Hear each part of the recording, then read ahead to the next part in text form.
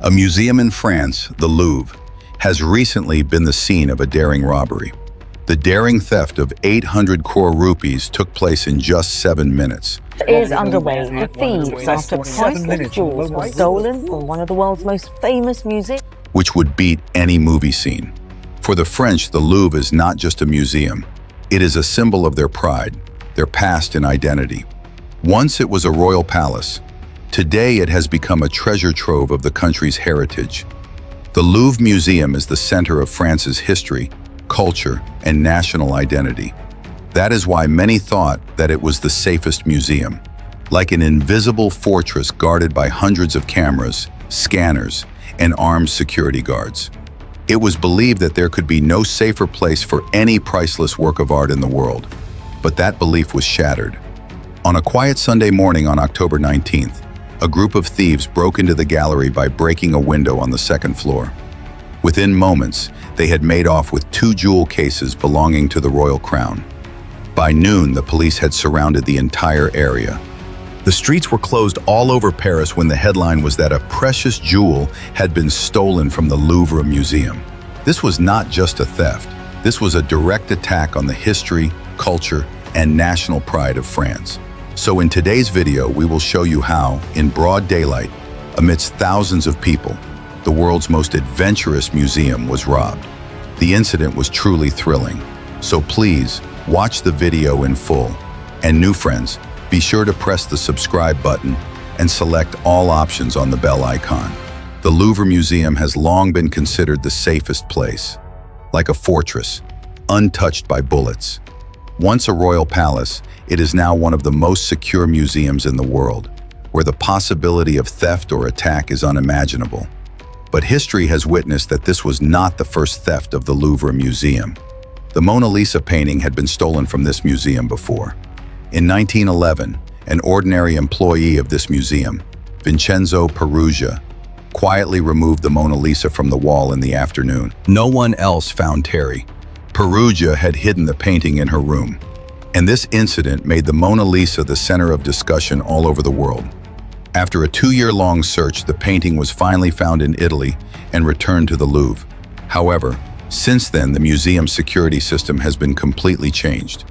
It is said that the Louvre has since become an impregnable fortress, where every work of art, every historical artifact is kept under the cover of multiple layers of security. Hidden cameras in the corners of the walls, locked doors, every minute's designated guard route. Everything was perfectly planned. Even the entire museum was kept under surveillance from a 24-hour control room. Yet, the unthinkable happened that day, after breaking through this iron wall, which no one could have ever imagined. This theft of the Louvre Museum took place in the Galleria d'Apollon, where the crowns, jewels, and ceremonial ornaments of the French royal family were preserved. The place was not deserted at all. Rather, it was in the very center of the museum, just 250 meters from the Mona Lisa.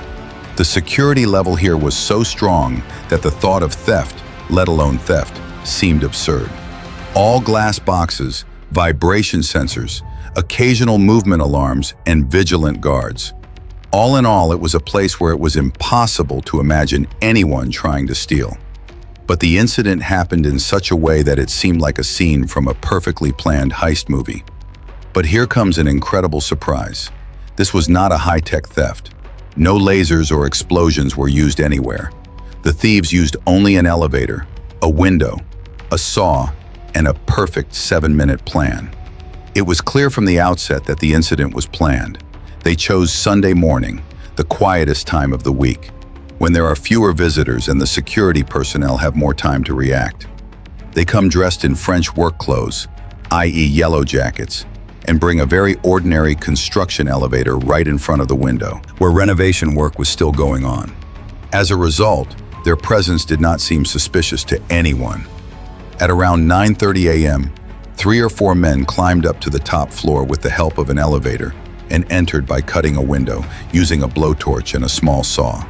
They did not hesitate for a moment. They went straight to 2 specific glass cases. As soon as the hand grinder was turned on, the entire preserved work was broken into pieces in just 4 to 7 minutes. A tourist then captured the incident on camera, where one of the thieves was seen busy breaking a glass case. The thieves escaped with a total of 9 valuable jewels. These included a tiara, a brooch, and the crown of Napoleon's wife, Empress Eugenie, along with several other rare ornaments. The alarm was sounded and security protocols were also followed. Many visitors said, "We were just about to see the Mona Lisa." Suddenly, everyone was taken down. Before we knew it, the entire museum was emptied. The security guards did not directly confront the thieves, but first locked down the room and immediately began to evacuate the entire museum while waiting for the police.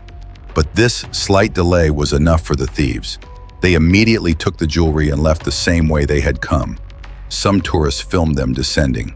Then they escaped on 2 scooters. But everything did not go as planned.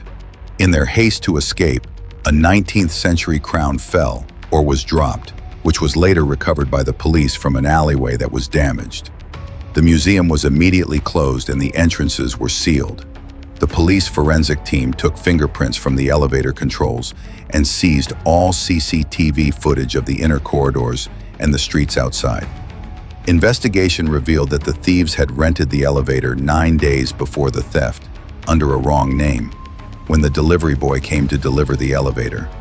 Then, 2 masked men hijacked the elevator and took it away, then painted it and put on new number plates. The initial conclusion of the investigation was that it was the work of professionals who had made excellent use of the construction site next to the museum for a high-profile smash-and-grab heist. The thieves were last seen on a scooter heading south. They were probably fleeing Paris on the highway. The first stage of their mission was a complete success, but what happened next was the hardest part. It was as if the whole of France was after them. The question was, will they be able to melt down the jewels and turn them into money, or will everything ultimately fail? Because this theft was not just the loss of a few gems. It was a direct blow to the national core of France. When the country woke up in the morning, the only news in the press was that an unprecedented theft had taken place at the Louvre Museum. President Emmanuel Macron himself called the incident an attack on our history. On the other hand, National Rally Party leader Jordan Bardella said, "This is an unbearable insult." However, this incident seems absolutely shameful for the city of Paris.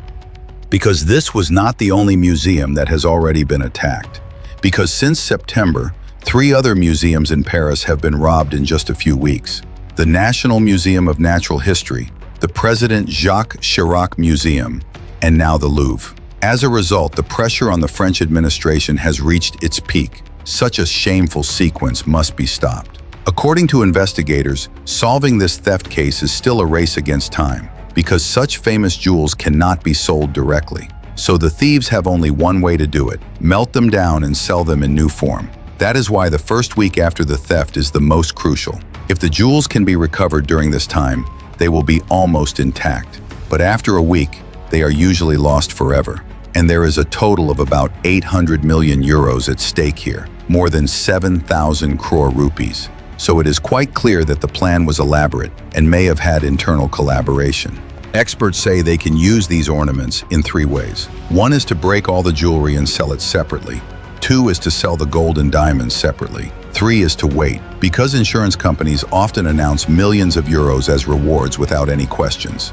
As a result, many thieves are actually waiting for that reward. So far, the police have recovered them: the scooter, the leaf truck, and the yellow jacket. Important clues that the police have not yet found. The French authorities are still hopeful. Will they be able to catch these thieves and save these gems of history before they are melted down? Only time will tell. But the question does not end here. Is this theft really just for the sake of looting the jewelry?